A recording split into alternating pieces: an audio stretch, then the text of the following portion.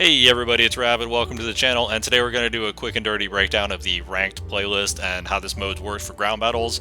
And I want to try to get this out relatively quickly so that maybe it can at least help some people figure out what's going on in that mode. So let's get started.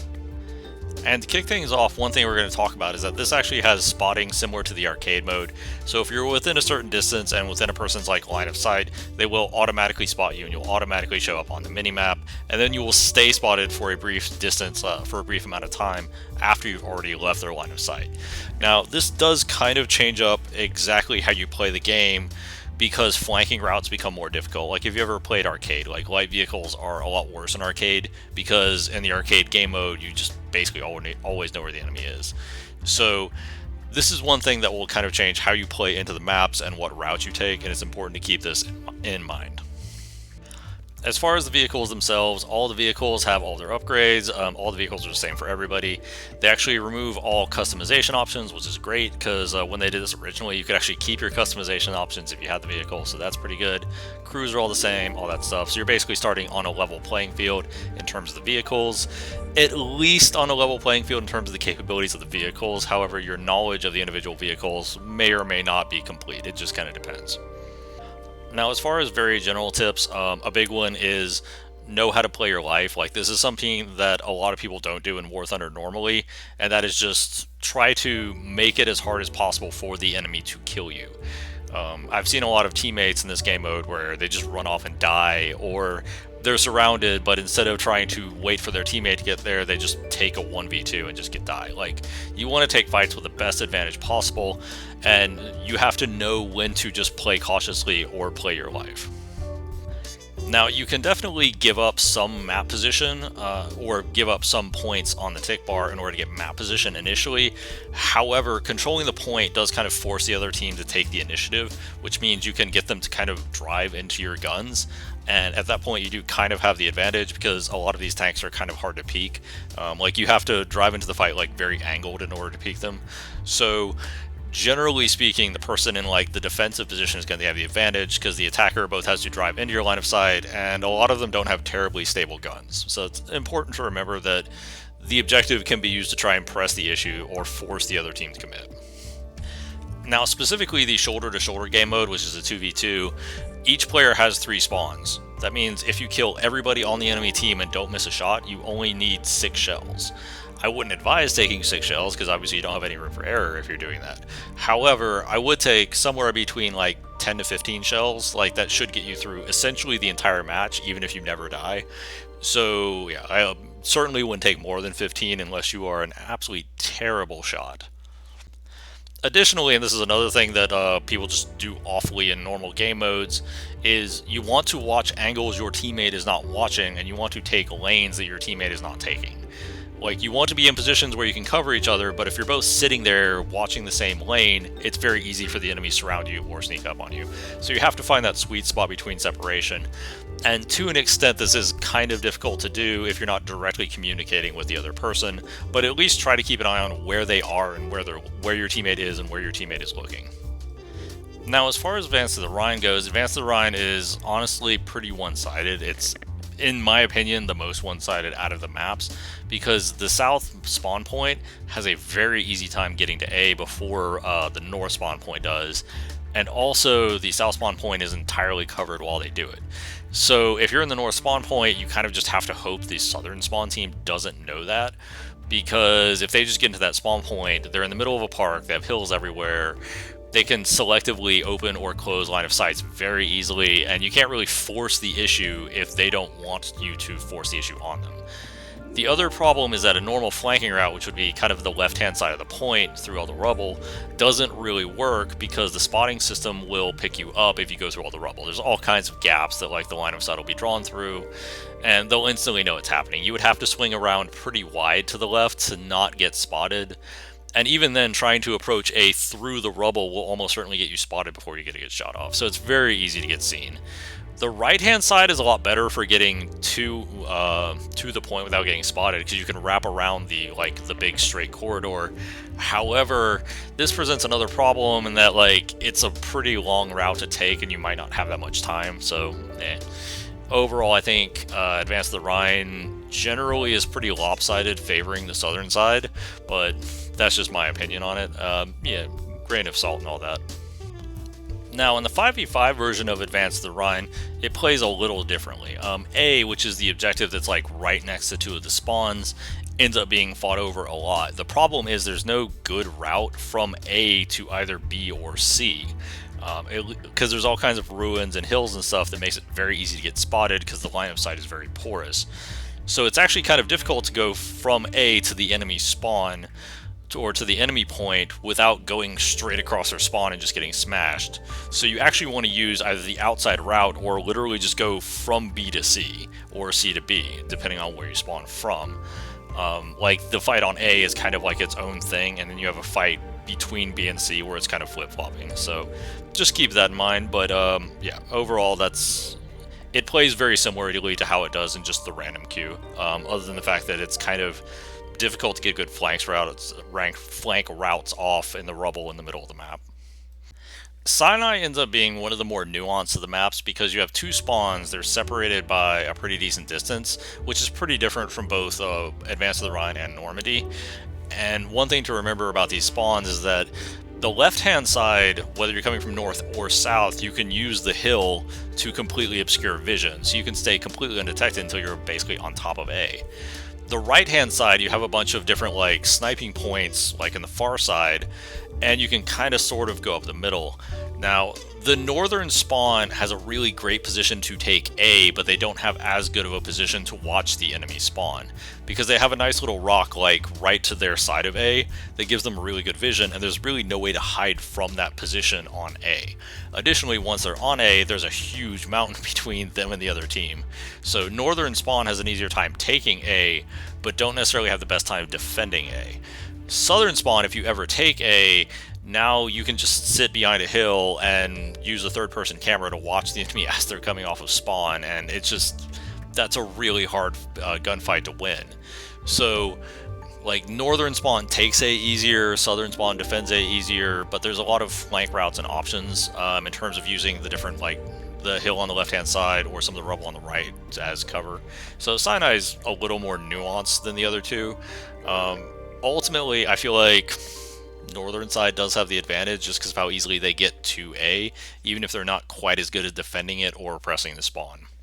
Normandy heavily advantages the left-hand side. So the reason normally the Normandy map heavily advantages the left-hand side is you can take the north spawn and you can run straight to the statue in the middle of town, and the other team can't really do anything about it. Additionally, your other teammate can take the south spawn and they can cover the cross that goes from the enemy spawn to the statue. So it gives you really firm control over the statue, really firm control over A. The other team, you basically just have to hope the other team, like, you have to hope the left-hand team doesn't know it if you're on the right-hand side, and you have to just rush statue and hope you beat the other team to it, or hope you can, like, just shoot them off of it. Additionally, you could have one of your teammates try to flank through the city. However, like, if they get spotted early, now you get separated, you can't really directly support each other, you're in kind of an awkward spot. Overall, I think Normandy, if you get the right-hand side, it's a bit of an uphill battle, but it's not impossible. Like, as long as you can get a good early rotation to statue and you can maintain control of that throughout the match, you can still very much win. It's just left-hand side has a much easier route to statue, especially if the two players are working together and one person gets to statue while the other person covers them. So just briefing, going through some individual specifics for the vehicles. First off, the T-34-85. A T-34 versus T-34-85 is actually pretty straightforward. Like, it doesn't have exceptional armor, but it does have a lot of angles. Now, the T-34 has two different types of shells. It has the K round and the A round that are both armor-piercing, high explosive. The K round has better flat pen by like a little bit. The A round has better angled pen by a little bit. But T-34s are all angled, so if you know you're fighting another T-34-85, I would just take the A round. In terms of places to shoot, turret ring, whatever's the flattest piece of armor, it's not super complicated, but a few things to keep in mind when you're in a back and forth with two T-34-85s. The 85 doesn't have very good gun depression, and it is reasonably stable at slow speeds, but if you go at high speeds and just suddenly stop, you're going to see a lot of gun bounce. So if you see somebody who's just absolutely hauling at high speeds, slowly peeking around a corner at like modest speeds on level ground, you won't have very much bounce, and it's going to take them forever to get their gun on target. So that is one thing to keep in mind with the T-34-85s. It also applies to like kind of a lot of tanks. Like a lot of people don't do it. They either go all or nothing with the throttle. They don't think about just like moving forward at like a modest speed on level ground, which will keep your gun pretty stable. But that's just a general like advice for the 85 specifically. Like if somebody's above you, they don't have good gun depression, they're gonna have to expose a lot of their vehicle to hit you. Like advance on the Rhine, you have the hills in the middle. If they try to go over the hill, they're gonna have to expose almost their entire vehicle to get a shot on you. So unless they completely surround you, that's a terrible idea. But anyway. The next up, we're going to go for the M4A3 76mm, the Easy 8. The Easy 8 versus the Easy 8 is actually a pretty straightforward match. You always take the M62 shell because the M62 is the best. You don't really bother with stuff like APCR. The Easy 8 can angle against itself somewhat. However, the lower side plate is incredibly weak. So if you see another Easy 8 angling on you, shooting the side, like where right behind the tracks, is not a bad idea. Additionally, the turret, the mantlet's reasonably thick. Like, it's not crazy thick, but it's kind of iffy. But if you can go towards the edges or like right below it, like that's usually not too bad, and that's not a bad place to pen. So easy enough. But there's not really any special tactics for the Easy 8 because the Easy 8s all have, like, they have stabilizers, they have good turret traverse, they have a good rate of fire. Like, there's not really any like gun feature to take advantage of. Then next up you have the Panther A. The Panther A has a poor turret traverse, so it's really not good when it gets flanked, especially because it has really bad side armor. But a Panther A, like a front-on-front fight, you just aim for the right-hand side of the turret, because that should go through and knock out the gunner, easy enough. Put a second one through the left-hand side, or just wait till they get their gunner back, put another one through the right-hand side, whatever. You can also go through the machine gun port, but that's a smaller target to hit, and it's not as consistent because the Panther's APHE shell doesn't have a huge amount of explosive filler. So because it doesn't have a lot of explosive filler, like, it's not necessarily going to be as consistent going through the machine gun port and trying to explode into the rest of the crew compartment as it will be if you just hit the gunner in the face.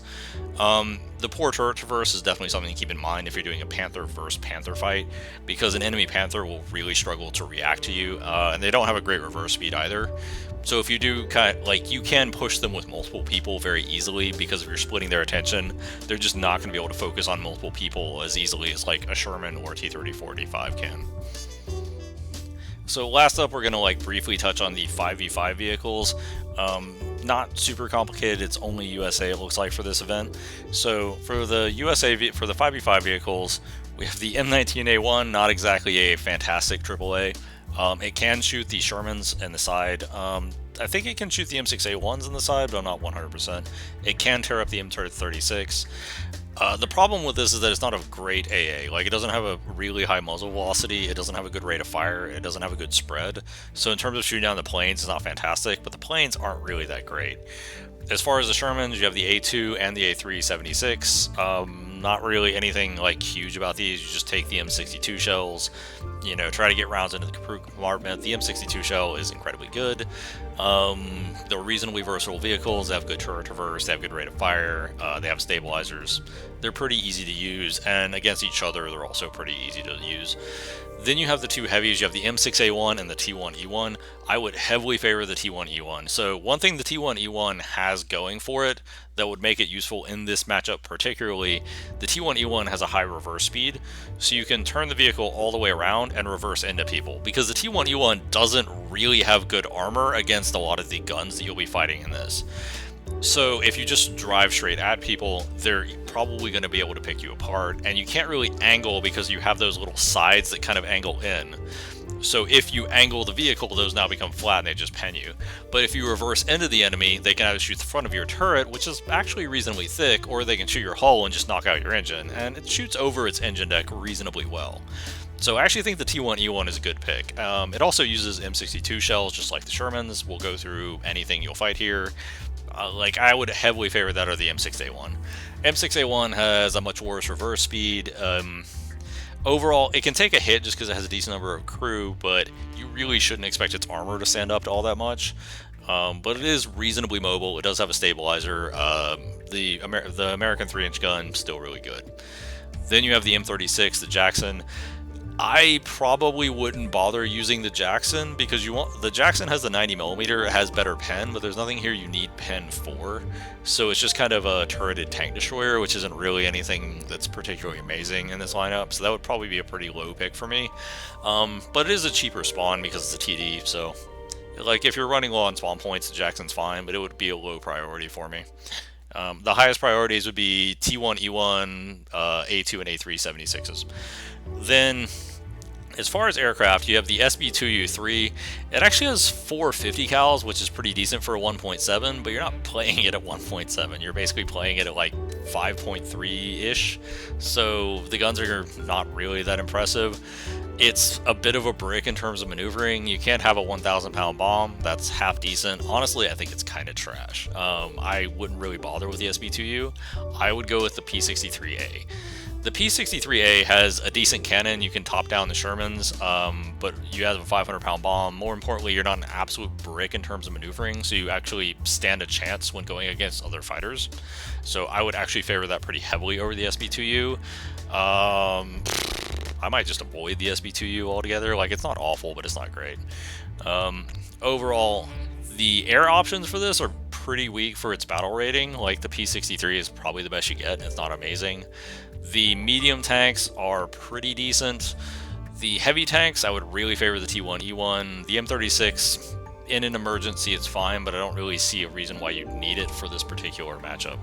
So, and that concludes our video. Just a quick dirty look of this current ranked play season going on. Overall, I do kind of like ranked play. I think it's a pretty fun game mode. It's a nice little change of pace. I would give it a shot. You know, it's not necessarily for everyone, but I actually kind of enjoy it. So have a nice day. Have fun, everyone.